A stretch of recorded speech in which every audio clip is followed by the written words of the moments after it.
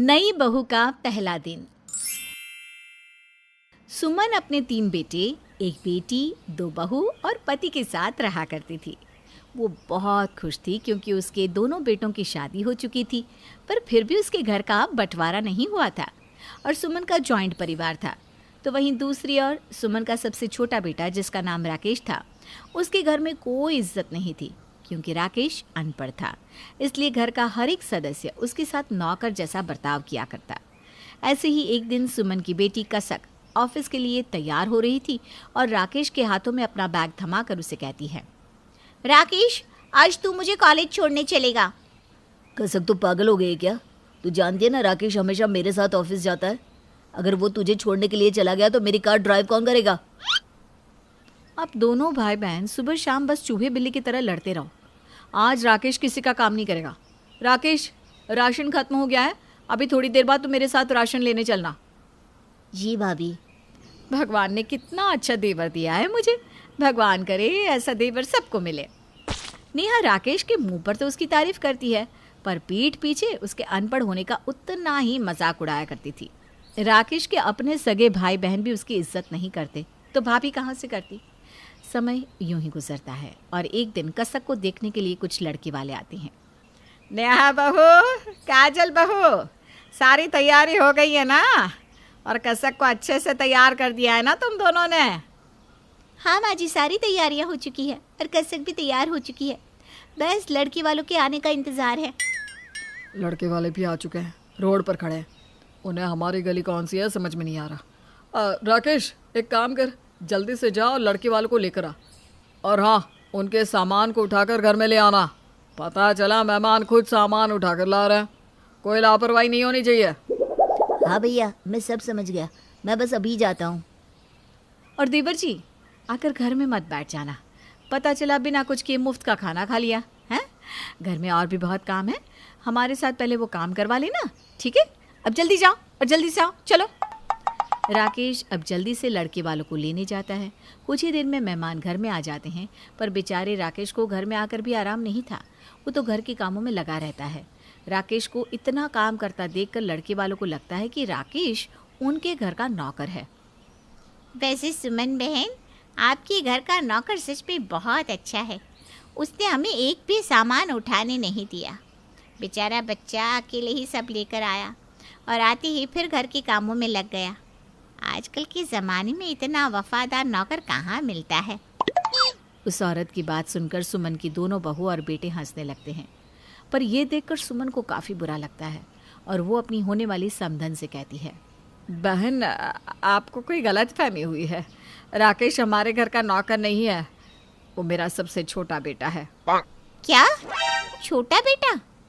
और उसकी ये हालत, वो भी अपने ही घर में? माफ़ करना बहन जी, पर मुझे लगा कि वो इस घर का नौकर है। जिस तरह से घर के सभी लोग उसे ऑर्डर दे रहे थे, मुझसे गलती हो गई। कोई बात नहीं आंटी जी, सबको ये गलत फहमी हो जाती है। आखिर हमारे देवर जी की हैसियत कुछ ऐसी है। बहू, आप लोग बैठे क्यों हैं? कुछ लीजिए ना। और बहू, तुम खड़ी क्या हो? सारा काम क्या राकेश ही करेगा? अब जाओ, जाकर मेहमानों के लिए कुछ खाने का इंतजाम करो। सुमन अपनी बहुओं को आंख दिखाकर वहां से भगा देती है, पर सुमन के घर का ऐसा वातावरण देखकर घर आए मेहमानों को इस रिश्ते से ऐतराज़ हो जाता है और वे लोग बहानेबाजी करके वहां से चले जाते हैं, जिस वजह से कसक का रिश्ता नहीं हो पाता और इसका दोष कसक अपने छोटे भाई राकेश पर मलती है। अनपढ़ कहीं के, ये सब कुछ तेरी वजह से हुआ है। हमारे घर में सब पढ़े लिखे हैं सिवाय तेरे। और माँ, जब लड़के वालों ने इसे नौकर समझा तो आपको क्या जरूरत थी ये कहने की कि ये मेरा छोटा भाई है? नौकर बनकर ही रहने देते ना इसे। इसकी वजह से इतना अच्छा आया मेरा रिश्ता भी टूट गया। माँ जी, कसक बिल्कुल सही कह रही है। एक तो आपका ये नालायक बेटा अनपढ़, ऊपर से इसकी हरकतें नौकरों वाली। अरे आज के दिन तो ये ढंग के कपड़े पहन सकता था ना। हाँ माँ, आप मानो या ना मानो, कसक का रिश्ता इस नालायक की वजह से ही टूटा है। मेरी मानो तो अगली बार जब कसक के लिए रिश्ता आए तो इसे अलग ही रखना। गलती हो गई हमसे जो हमने इसे लड़के वालों से मिलवा दिया। सुमन के बच्चे अपने ही छोटे भाई को भला बुरा कह रहे थे और सुमन चुपचाप खड़ी होकर सुन रही थी। वो चाहकर भी कुछ नहीं बोलती, तो वहीं दूसरी ओर राकेश भी अपने दर्द को किसी के सामने नहीं रख पाता और रसोई में जाकर छुप छुप कर रोता है और रसोई में ही ज़मीन पर सो जाता है, क्योंकि कपड़ों की तरह घर वालों ने राकेश को कमरा भी नहीं दिया था। राकेश की ऐसी हालत देखकर सुमन को बहुत बुरा लगता है और आखिरकार उसे एहसास होता है कि उसने कितनी बड़ी गलती की अपने छोटे बेटे को ना पढ़ा लिखा कर। अरे क्या हुआ भाग्यवान, इतनी उदास क्यों हो? रिश्ता ही तो था, नहीं हुआ तो क्या हुआ? अपनी कसक बिटिया के लिए इससे भी अच्छे घर का रिश्ता आ जाएगा। हमारी बेटी बहुत होशियार है। मैं कसक के लिए परेशान नहीं हूँ। ये रिश्ता नहीं हुआ तो क्या हुआ, दूसरा कोई रिश्ता हो जाएगा। मैं परेशान अपने बेटे राकेश के लिए हूँ। उसके अपने सगे भाई बहन उसके साथ ऐसा व्यवहार करते हैं मानो जैसे वो सौतेला हो या फिर इस घर का नौकर। हमारे बेटे को आज तक कुछ नहीं मिला। वो अपने हक हिस्से के प्यार से हर चीज से वंचित रह गया और इन सब के दोषी हम हैं, हम। अरे भाग्यवान, ऐसा क्यों बोलती हो? हमने राकेश का भी तो एडमिशन करवाया था। अपने बाकी बच्चों की तरह हमने उसे भी पढ़ाना चाहा था, पर वही नहीं पढ़ना चाहता था। उसने खुद ही अपनी पढ़ाई छोड़ दी। क्या आपको सच में लगता है कि राकेश पढ़ना नहीं चाहता था? आप चाहे कुछ भी कहो, पर गलती हमसे हुई है। जब आपका बिजनेस डूबा तब हम अपने किसी भी बच्चे को सही शिक्षा नहीं दे पा रहे थे और हमारे किसी भी बच्चे ने हमारी मजबूरी नहीं समझी। पर राकेश ने अपनी पढ़ाई छोड़ दी और आपके साथ छोटी सी उम्र में ही काम करने लगा और इसका नतीजा ये निकला कि हमारा सबसे छोटा बेटा अनपढ़ रह गया और हमारे बाकी बच्चों ने तरक्की कर ली। और शायद इसीलिए हमारे बाकी बच्चे हमारे राकेश के साथ ऐसा दुर्व्यवहार करते हैं। इतना बोलकर सुमन फूट फूट कर रोने लगती है। सुमन की आंखों में आंसू देखकर दिलीप को बहुत बुरा लगता है और वो चुपचाप सो जाता है। पर आधी रात को दिलीप की आंख खुलती है और जब वो पानी लेने के लिए रसोई घर में जाता है तो वो देखता है कि उसका बेटा ज़मीन पर बिना कुछ बिछाए लेटा हुआ है। अपने बेटे को ज़मीन पर गर्मी में सोता देख अब दिलीप को भी अपनी गलती का एहसास होता है। सुमन, तुम सही कह रही थी। हमने अपने बेटे राकेश के साथ बहुत नाइंसाफ़ी की है, पर अब हम कुछ नहीं कर सकते। हम चाह कर भी उसे उसका हिस्सा नहीं दे सकते, क्योंकि हमारे बाकी बच्चे उसकी ज़रा भी कद्र नहीं करते। हे भगवान, मेरे बेटे की खुशियाँ अब तेरे हाथ में है। सुमन अपने बेटे को उसके हिस्से का हक दिलाना चाहती थी, पर वो चाहकर भी ऐसा नहीं कर पा रही थी, क्योंकि सुमन और दिलीप खुद अपने बेटे और बहू के भरोसे पल रहे थे। समय यूं ही बीतता है और कसक की शादी हो जाती है और कसक के जाने के बाद नेहा और काजल अपने पतियों के साथ मिलकर राकेश के साथ और भी बुरा व्यवहार करते हैं। दीदी क्या करूँ, रात का खाना फिर से बच गया। कल भी खाना फेंकना पड़ा था, लगता है आज भी खाना फेंकना पड़ेगा। अरे काजल, तो पागल हो गई है क्या? खाना फेंकने की क्या ज़रूरत थी? ये सांड किस दिन काम आएगा? क्या ज़रूरत है इसे ताज़ा खाना खिलाने की? कल से घर में बचा हुआ बासी खाना इस गेंडे को दे देना। खाना बर्बाद नहीं होना चाहिए। अब क्या था, काजल घर का सारा बचा हुआ बासी खाना राकेश को खाने के लिए दे देती है। राकेश जब खाने में बासी खाना देखता है तो वो अपनी भाभी से कहता है, भाभी, ये तो रात का खाना है, आज खाना नहीं बनाया क्या घर में? माफ़ करना देवर जी, खाना ख़त्म हो गया। और वैसे भी अगर सब ताज़ा खाना खाएंगे तो रात का बचा हुआ कौन खाएगा? अब रोज़ रोज़ खाना फेंक तो नहीं सकते ना। इतना बोलकर काजल वहाँ से चली जाती है। ये सब कुछ सुमन और दिलीप अपनी आंखों से देखते हैं और ये देखकर उन्हें बहुत बुरा लगता है। दिलीप तो कुछ नहीं कहता, पर सुमन अपने बेटे के साथ ये नाइंसाफ़ी बर्दाश्त नहीं कर पाती और अपनी बहू से कहती है, बहू ये क्या है?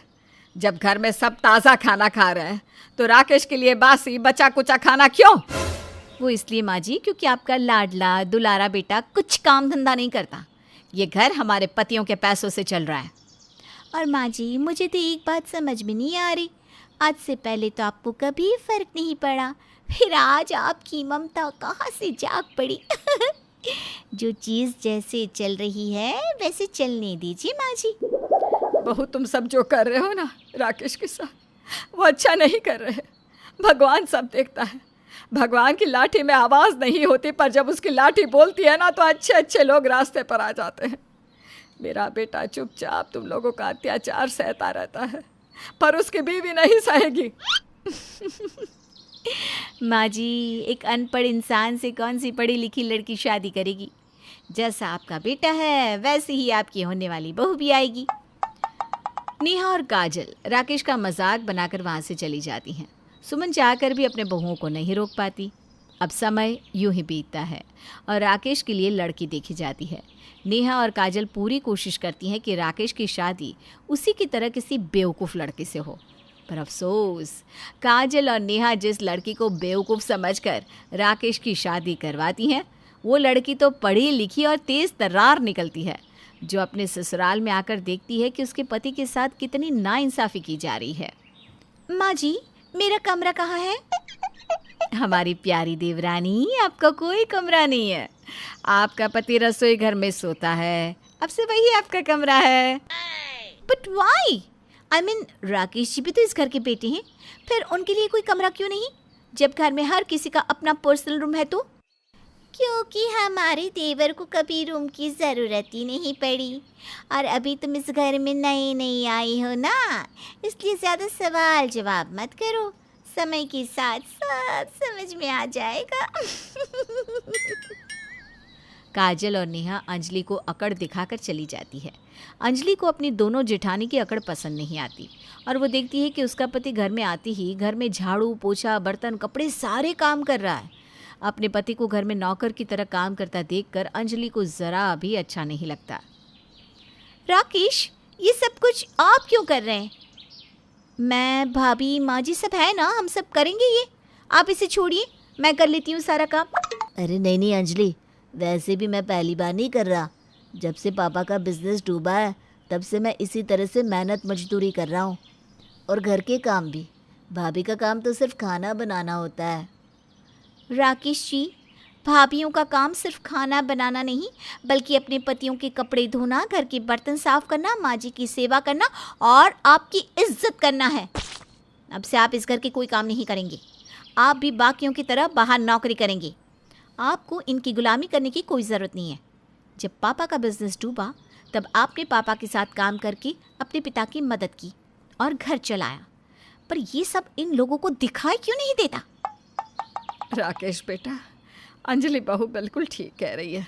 हमसे गलती हुई जो उस समय हमने तुझे पढ़ाया नहीं और घर की जिम्मेदारी तेरे सर पर रख दी, जबकि घर की जिम्मेदारी तो इस घर के बड़े बेटों को उठानी चाहिए थी।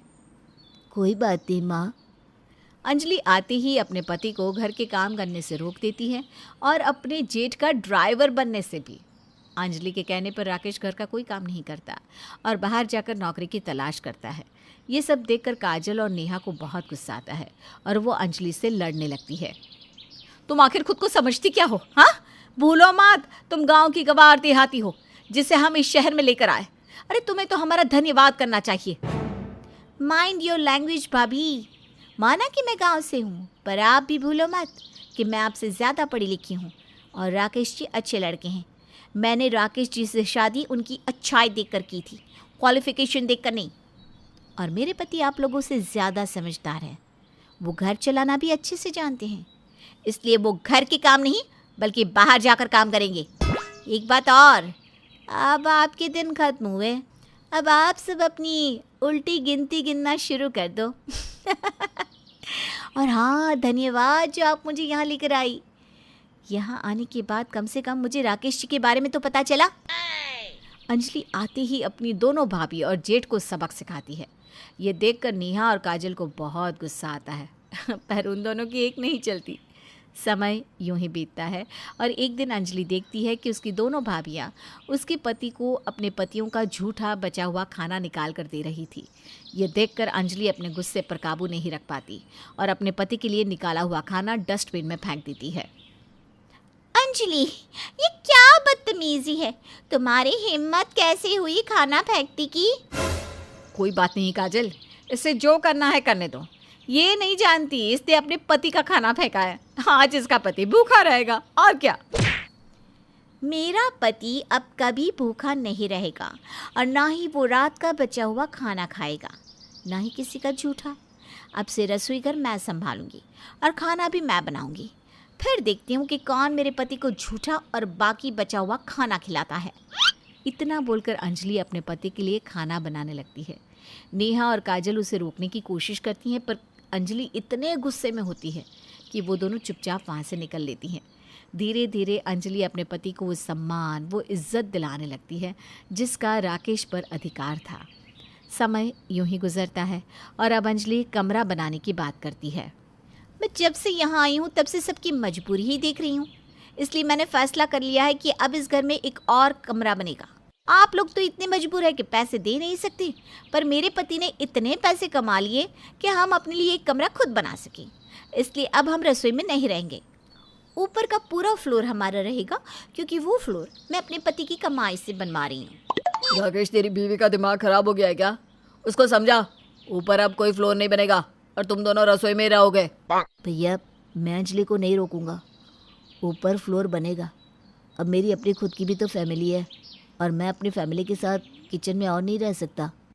अरे वाह, जोरू के आते ही जोरू का गुलाम हो गया, अपने भैया से जुबान लड़ा रहा है। अमित बेटा, तू भी तो जोरू का गुलाम है। अमित, नेहा बहू और काजल, अंजलि बहू ने बिल्कुल सही फैसला लिया है। और भूलो मत, ये घर हम बूढ़े बुढ़िया के नाम है, और वैसे भी इस घर में जितना तुम दोनों भाइयों का हिस्सा है उतना ही राकेश का भी है। अगर वो ऊपर फ्लोर बनाना चाहता है तो इस घर में 3rd फ्लोर बनेगा, क्योंकि अब इस घर में राकेश भी अपनी कमाई देता है। हमने अपने बेटे राकेश के साथ पहले ही बहुत सारी नाइंसाफ़ी कर रखी है, पर अब और नहीं। पहली बार दिलीप अपने बेटे राकेश की साइड लेता है और अपने दोनों बेटों का मुंह बंद कर देता है। अपने सास ससुर को अंजलि और राकेश की ओर देखकर नेहा और काजल भी चुप हो जाती हैं और अपने घुटने अंजलि के सामने टेक देती है, जिसके बाद अंजलि और उसके पति को भी पूरा सम्मान मिलता है और वो लोग भी काजल और नेहा की तरह घर में रहते हैं।